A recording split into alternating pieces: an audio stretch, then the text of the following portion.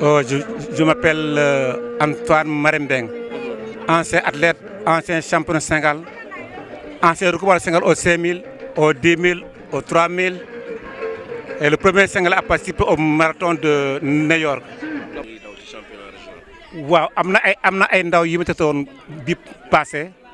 dans nañu championnat régional à Thiès. Bon, malgré tout ça, ils ont été... Mais ils n'étaient pas qualifiés pour le championnat national de Dakar. Mais ils étaient au championnat national, ils étaient championnat national à Thiès. Bon, vraiment, je remercie les gars parce qu'ils ont fait... Bon, mon boy down à Thiès, vraiment, ay jamba lañu. C'est pour la première fois que passé au championnat national d'altisme.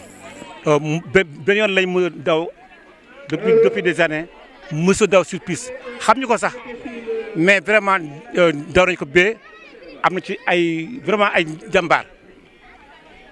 Moi, vraiment, je me gogol pour que nous avons vraiment athlètes yu baax mën a représenter dignement Mont-Rolland à Dakar. ci wàllum infrastructure nag pour gën a mën a développer discipline.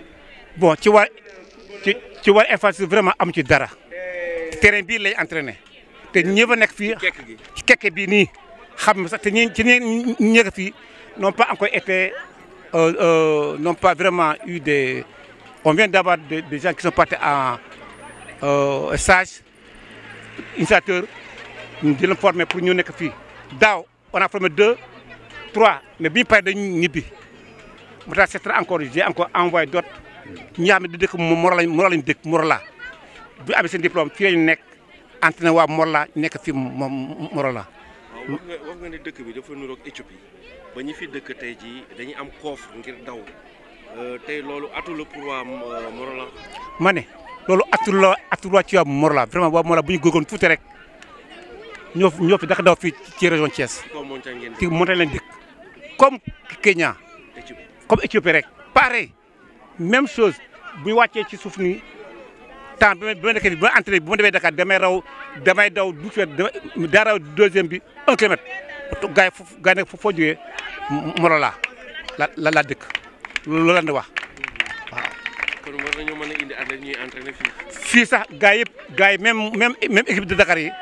dañuy bëgg chaque année ñëw fii ñu nekk fii ci entraîné cette année sax indi naa waa GA chaque année damay indi fii équipe waa GA bi athlète ñëw fii am na fi benn centre bu ñu teg centre Pépouze cette année on a fait ici danañ fii ren 12 jours de entraînement boy pour ñu préparer pour la saison à venir loolu laa jéem a def pour mu laa. daal mooy ñu indi leen jumtukaay rek ngir ngeen mën a nekk ay champion. waaw di fii daal fii ku fa entraîné fii di nga nekk champion xaw ma kere mais fii waa Mont-Rolland ñoo fi daka daw fii waa Mont-Rolland ñoo fi daka daw. waaw dañuy gërëm ASC Ndiawor 6 pour bu xam ni dafay jéem a fexe ba sport bi gën a jëm ci kanam biir Mont-Rolland ndax ñoom yor nañu école football mais ñoom tamit yor nañu équipe bu athlétisme at bu jot ñoom ñu ngi jéem a def ay cross de masse donc bii mooy 2e édition ou 3e édition bi ñu ngi bind 2e mais xam naa mooy 3e édition bi donc suñu koy def tamit commune bi day ñëw jàppale leen pour que liggéey boobu maanaam athlétisme maanaam biir Mont-Rolland en tout cas ñu am ay athlètes ndax boo xoolee kii jiitee loolu mooy Antoine Mbengue te nekkoon na champion du Sénégal dans les années 70 ba 80 nekkoon na champion du Sénégal même champion d'Afrique donc kooku bu ñu ko amee dañ ko war a jàppale pour que athlétisme développé wu biir Sénégal ñu développé aussi biir Mont-Rolland te dama jàpp ni dañoo jàppale aussi athlétisme de bokk ci sport yi comme nawetaan comme yeneen yi te comme sport bi dañ ko c'est une compétence transférée maanaam dañ ko jagleel communes yi ñu jàpp ni commune Mont-Rolland dafa war a jàppale maanaam athlétisme bi pour que mu gën a jëm kanam. tey jii nee na am ngeen benn projet bu ngeen war a tabax fii boo xam ne moo gën a yaatu jàmbaar ak fële nga xamante moom mooy Déni Biram Ndaw mu fas yéene fee tàggat ay ndaw rawatina ci wàllu football athlétisme ak basket. waaw projet boobu c'est en cours déjà jox nañu leen terrain bi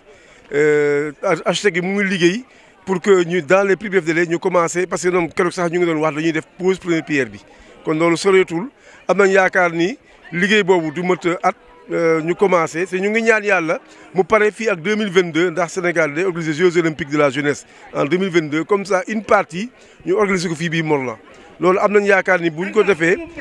ci wàllu terrain football dootuñu am jafe-jafe ci wàllu terrain basket dootuñu am jafe-jafe ci wàllu salle aussi pour arts martiaux dootuñu am jafe ak athlétisme tamit dootuñu am jafe-jafe donc am nañu yaakaar ni c'est vrai que ñun amuñu moyens yi mais dañuy lëkkaloo ak ay ñoo xam ni am nañu moyens yi pour que ñooñu jàppale ñu pas jàppale ñu mais ñoo dañu ñëw investir ñun tamit ñu njëriñoo ci te loolu aussi école boobu aussi maanaam centre boobu aussi day am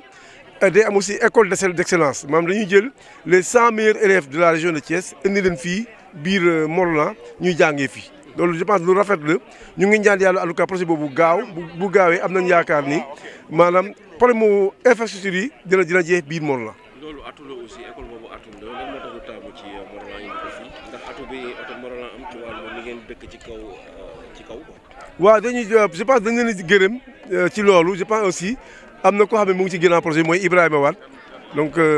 ancien secrétaire général du gouvernement nekk sama xarit ñoo nekkoon université donc kooku tamit bokk na ci ñuy boole mais tamit ñoom bu ñu ñëwee fii gis zone bi ñu ni zone bi bu baax la parce que mu ngi nuroo Kenya mu ngi nuroo Éthiopie parce que dafa am ay montagnes te yooyu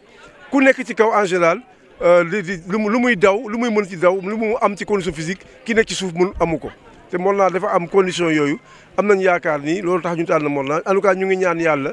projet boobu gaaw bu gaawee rek am naa ni yaakaar ni Sénégal li ñu ci gis boppam du Morlan kese mais Sénégal li ci gis boppam.